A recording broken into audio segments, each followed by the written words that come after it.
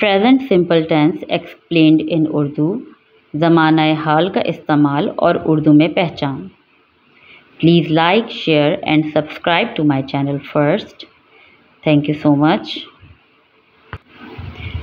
When we use the present simple, किसी भी tense को इस्तेमाल करने से पहले हमें ये जानना ज़रूरी है कि हमने इसका इस्तेमाल कहाँ करना है। तो हम प्रेजेंट सिंपल को कहाँ इस्तेमाल करते हैं? We use the present simple to talk about what usually happens in the present. हम इसका इस्तेमाल उन चीज़ों के बारे में बात करने के लिए करते हैं जो आम तौर पर हाल में होती हों, जो कि right now. Hall is our present. जो भी चीज़ जो है वो प्रेजेंट में हो रही है। मतलब प्रेजेंट टेंस की भी जो है वो 4 डिफरेंट टाइप्स हैं, लेकिन हम यहाँ पे कब कब कैसे कैसे इस्तेमाल करेंगे ये हम आगे वीडियो में देखेंगे। लेकिन ये जानें कि प्रेजेंट सिंपल जो है वो तब इस्तेमाल होगा जब भी जो है वो आपके हाल की बात होगी, right now what is happening. Next है स्ट्रक्चर। स्ट्रक्चर आपको बताता है कि आपने सेंटेंस कैसे बनाना है। To make a sentence you will need subject, subject के फ़ौरन बाद वर्ब आ जाएगा और ऑब्जेक्ट आ जाएगा प्रेजेंट सिंपल में। अगर आपके सेंटेंस में ऑब्जेक्ट है तो, ज़रूरी नहीं होता हर सेंटेंस में ऑब्जेक्ट होना, ठीक है। सब्जेक्ट वो होता है जो कोई काम कर रहा हो, जैसे कि अली।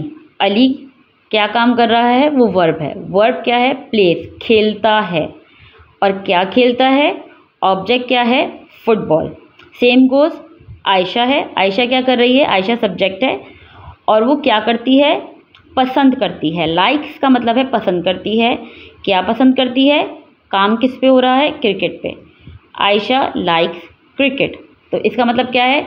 आयशा जो है वो क्रिकेट को पसंद करती है और अली प्लेस फुटबॉल। अली जो है वो फुटबॉल खेलता है। तो इस चीज़ का ध्यान रख। नेक्स्ट चीज़ आपने देखनी है कि इसमें उर्दू की पहचान क्या है। जब सब्जेक्ट के साथ आपने डायरेक्ट वर्ब लगाना है तो कब लगाना है? अगर जुमले के आखिर में ता है, ती है, ते हैं, ता हूँ, ती हूँ आए तो जुमला ज़माना हाल का है और वो प्रेजेंट सिंपल है उस वक्त। और उस वक्त आपने जो है वो सब्जेक्ट के साथ डायरेक्ट वर्ब लगा देना है, ठीक है।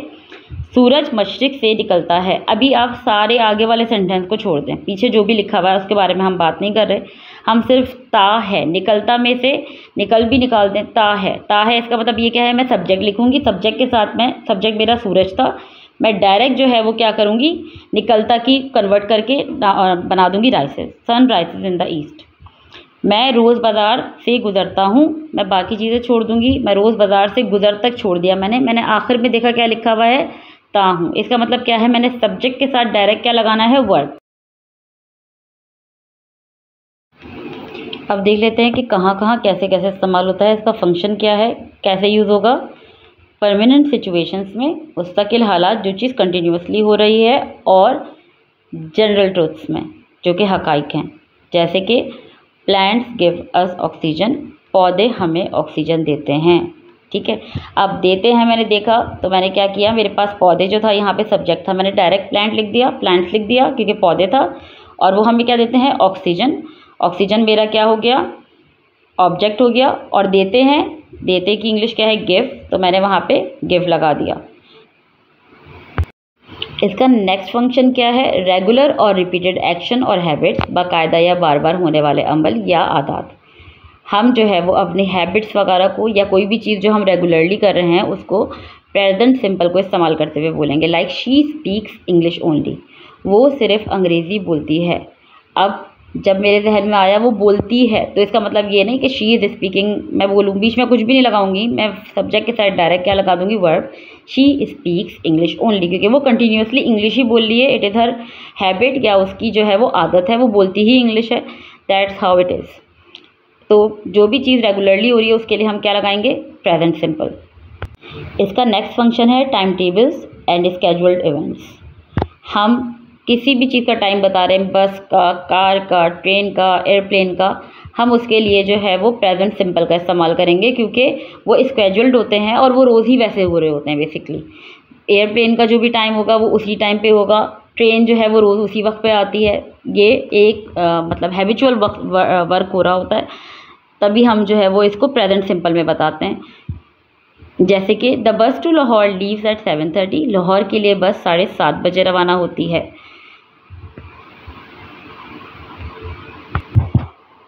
अगला आप इसके पॉजिटिव सेंटेंसेस देखें। मैंने लिखा है आई प्ले, यू प्ले। अब मैं नेक्स्ट पे जा रही हूँ, we play, you play, they play. ठीक है, लेकिन मैंने ही, शी, इट के साथ प्लेस लगाया है। ऑलवेज प्लेस एस और E S with singulars he, she and it. इनके साथ हम हमेशा जब भी वर्ब लगाएंगे, डायरेक्ट वर्ब लग रहा होगा तो उसके साथ या तो एस आएगा या ई एस आएगा। थोड़ा सा डिफरेंट हो जाता है, ये थोड़ा सा डिफ़िकल्ट हो जाता है याद करने में, लेकिन याद रखना पड़ता है।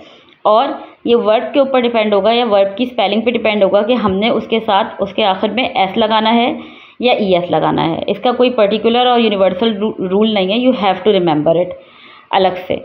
अच्छा, अब सिंगुलर्स की जब मैं बात कर रही हूँ तो वैसे तो आई भी सिंगुलर है और यू भी सिंगुलर है, लेकिन आई और यू के साथ नहीं लगता।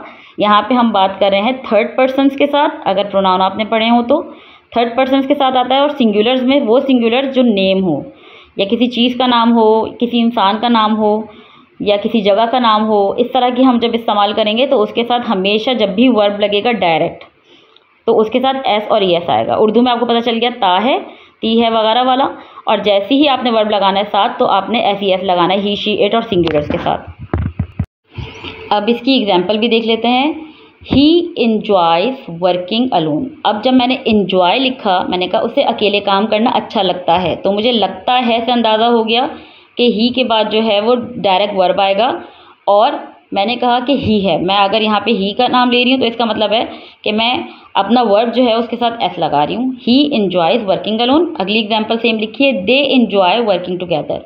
अब जब हमने दे लिखा तो दे जो है वो प्लूरल है ऑलरेडी, और इनके साथ जो है वो एस और ई एस नहीं आता प्लूरल्स के साथ, तो दे इन्जॉय वर्किंग टुगेदर। वो एक साथ काम करने से लुत्फ़ अंदोज़ होते हैं।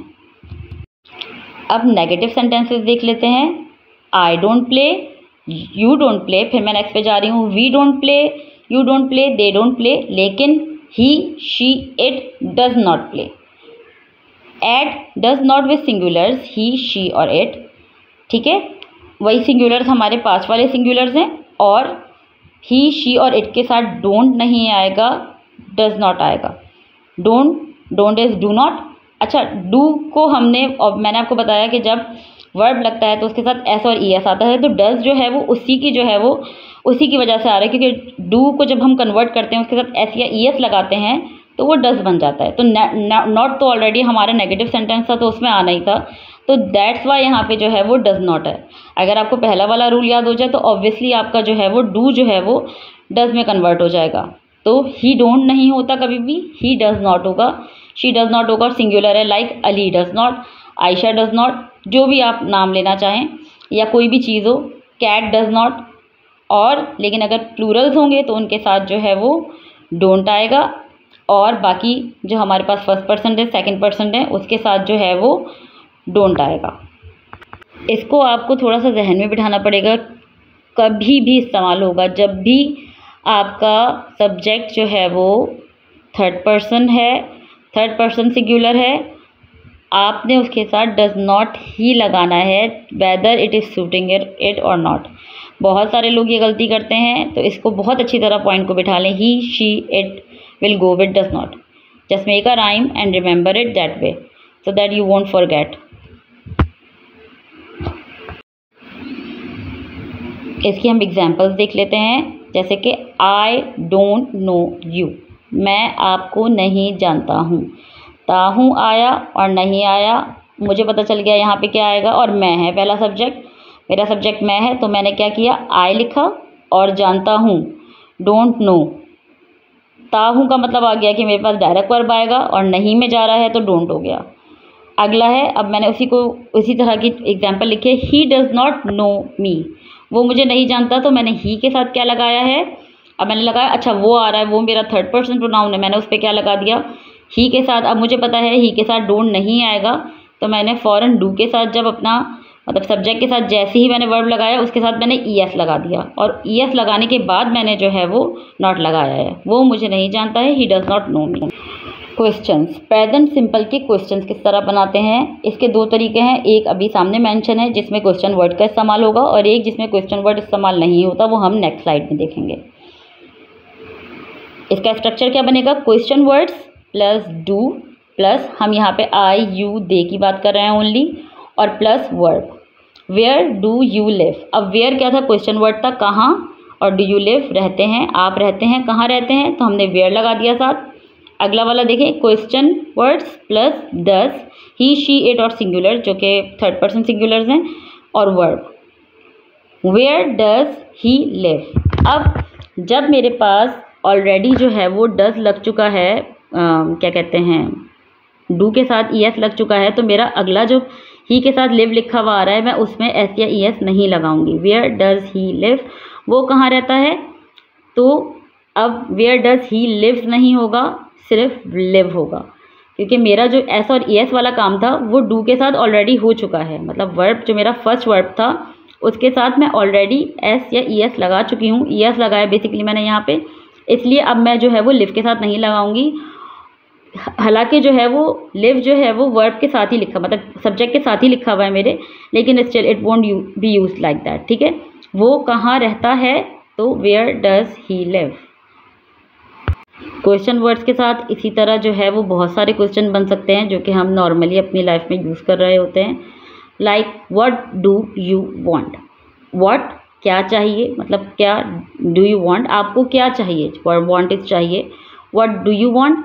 अब मैं जब पूछ रही हूँ यही बात, मतलब अपने सिंगुलर से पूछ रही हूँ, तो मैं पूछूंगी व्हाट डज ही वांट, उसको क्या चाहिए। हाउ का सेंटेंस हो सकता है how do they do it, उन्होंने ये कैसे किया। और इसी तरह जो है वो डज के लिए हो सकता है how does he do it.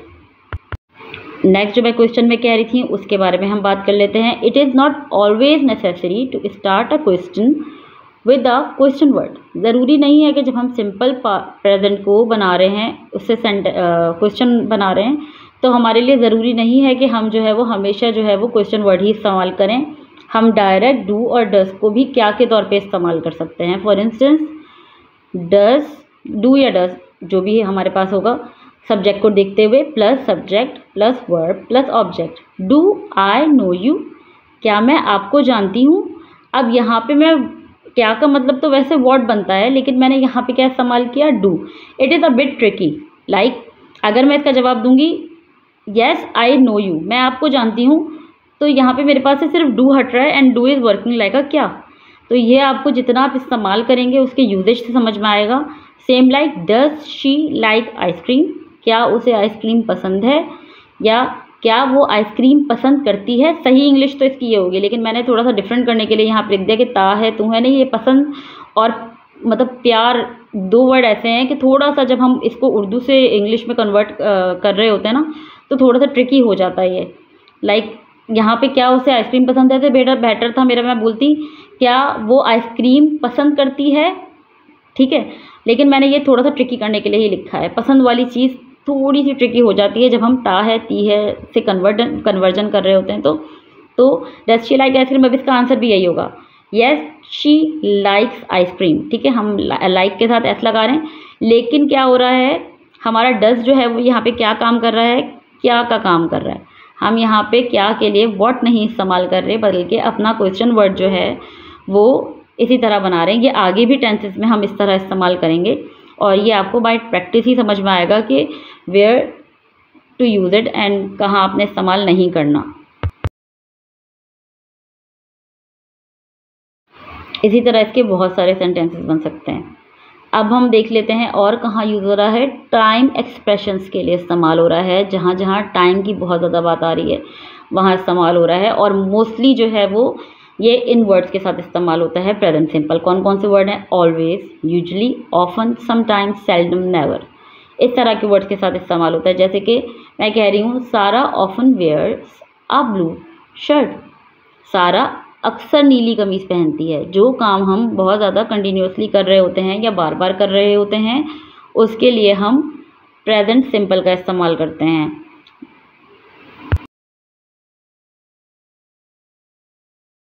इसका नेक्स्ट टाइम एक्सप्रेशन क्या है, अगर कोई चीज़ एवरी डे हर रोज़ हो रही है, एवरी वीक हर हफ्ते हो रही है, एवरी मंथ हर मंथ हो रही है, एवरी समर इवन दो हर समर हो रही है, या हम सीज़न कोई भी सीज़न में हो रही है, या every Monday Tuesday Wednesday whatever day हो रही है, मतलब इस तरह की कोई भी चीज़ है जो कि हो रही है, रेगुलरली हो रही है किसी भी फॉर्म में, चाहे कितना इंटरवल है उसका वो मैटर नहीं करता, फ्रीक्वेंसी कितनी है मैटर नहीं करती, हम उसके लिए क्या इस्तेमाल कर रहे हैं, प्रेजेंट सिंपल।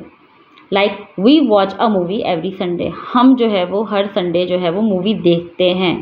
अब हमने उर्दू में बोला देखते हैं, तो अब हमारे माइंड में क्लिक कर जाना चाहिए, हम क्या यूज़ करेंगे इसके साथ, प्रेजेंट सिंपल।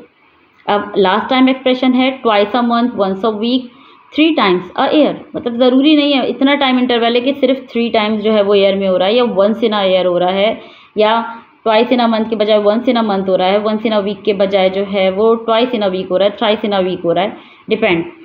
उसके लिए भी हम क्या यूज़ करेंगे, फ्रीक्वेंसी और इंटरवल मैटर नहीं करता। Daniel goes fishing twice a month, Daniel महीने में 2 बार मछली पकड़ने जाता है। अब भले वो 1 महीने नहीं जा रहा, लेकिन वो यूजुअली जाता है, तब भी हम उसके लिए क्या इस्तेमाल करेंगे, प्रेजेंट सिंपल ही इस्तेमाल करेंगे। Thank you so much for watching.